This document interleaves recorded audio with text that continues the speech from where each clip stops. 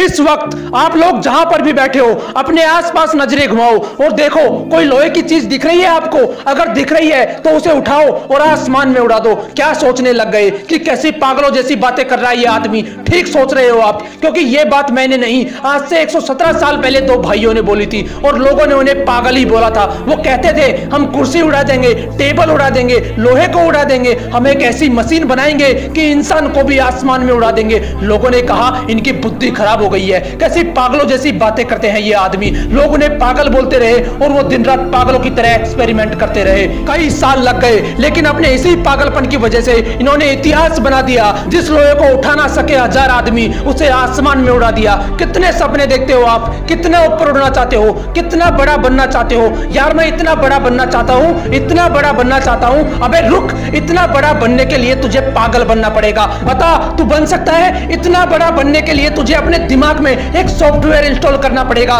कि मैं 1000 बार फैलूंगा तब भी नहीं रुकूंगा। बोल तू कर सकता है ऐसा? अगर कर सकता है तो तू भी एडिसन जितना बड़ा बन सकता है। एडिसन एक ऐसा महान इंसान जो आज इस दुनिया में नहीं है, लेकिन उसके द्वारा किए गए 1093 आविष्कारों में वो आज भी जिंदा है। ये वही पागल इंसान है जो कहता था कि कांच से लाइट जला दूंगा, रात में भी दिन जैसा माहौल कर दूंगा। उस पर भी लोग चिल्ला रहे थे कि तू पागल हो गया है, ऐसा हो ही नहीं सकता, तू ऐसा कर ही नहीं पाएगा। लेकिन वो इंसान भी जिद्दी इंसान था। उसके पागलपन ने उसे ना रुकने दिया ना थकने दिया। हर बार फेल होने के बाद सिर्फ एक ही बात बोलता था कि साला एक बार और ट्राई करूंगा। वो 1000 बार फेल हुआ, लेकिन उसी पागल इंसान ने बल्ब का आविष्कार किया और इस दुनिया को रोशन करके चला गया। बनना चाहते हो इनकी तरह? बनना तो चाहता हूं, लेकिन मेरे पास इतनी फैसिलिटीज नहीं है। कुछ करना तो चाहता हूं, लेकिन मेरे पास पैसे नहीं है। बड़ा बनना तो चाहता हूं, लेकिन मेरा आईक्यू कम है। अबे रुक, कितना कम है तेरा आईक्यू? किताब में लिखा हुआ तो समझ में आता है ना तुझे। तेरा दिमाग जिम के जितना कमजोर तो नहीं है,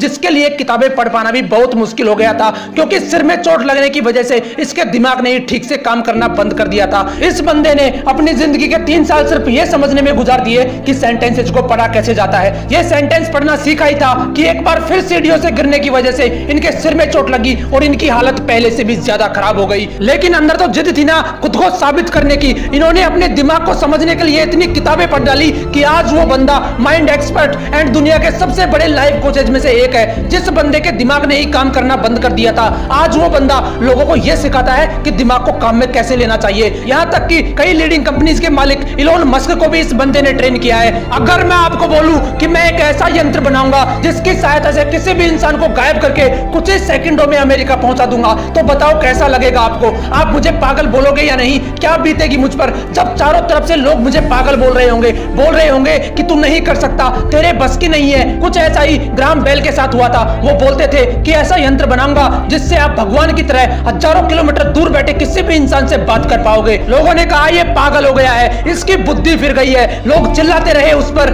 लेकिन वो नहीं रुका। एक के बाद एक एक्सपेरिमेंट करता चला गया और वो यंत्र बनाकर दिखा दिया जो पूरी दुनिया को असंभव लगता था, जिसे आप टेलीफोन के नाम से जानते हो। क्या अलग था इन लोगों में यार? ये कोई भगवान थे या इनके रावण की तरह 10 सिर थे? इनके शरीर में भी 206 हड्डियां थी, वही लाल रंग का खून था। फर्क सिर्फ इतना है कि ये इंसान जिद्दी इंसान थे। इनके अंदर एक ऐसा पागलपन था कि साला 1000 बार फेल होना मंजूर है लेकिन हारना नहीं। तुम्हारे पास 1000 बहाने होते हैं, लेकिन उनके पास सिर्फ एक सपना था और उस सपने को पूरा करने के लिए उन्होंने अपनी जी जान लगा दी। लेकिन तुम सिर्फ सपने देखते हो, उन्हें पूरा करने के नाम पर तुम्हारी हवा टाइट हो जाती है। क्या अलग था यार इन लोगों में? वो भी तुम्हारी तरह ही इंसान थे, फिर तुम क्यों नहीं कर सकते? तुम क्यों ऐसा सोचते हो कि लोग क्या सोचेंगे? क्यों अपने आप को कमजोर फील करते हो? क्यों तुम एक ठोकर लगने के बाद हार मान लेते हो? याद रखना, हारने वाला कभी असफल नहीं होता, लेकिन जो हार मान लेता है वो कभी सफल नहीं होता। इसलिए अपना एक लक्ष्य डिसाइड करो और उसके पीछे तब तक दौड़ते रहो जब तक वो आपको मिल नहीं जाता। लोग आपको रोकेंगे, टोकेंगे, डराएंगे, धमकाएंगे, लेकिन रुकना नहीं है, आगे बढ़ते रहना है। लोग टोकते हैं तो टोकने दो,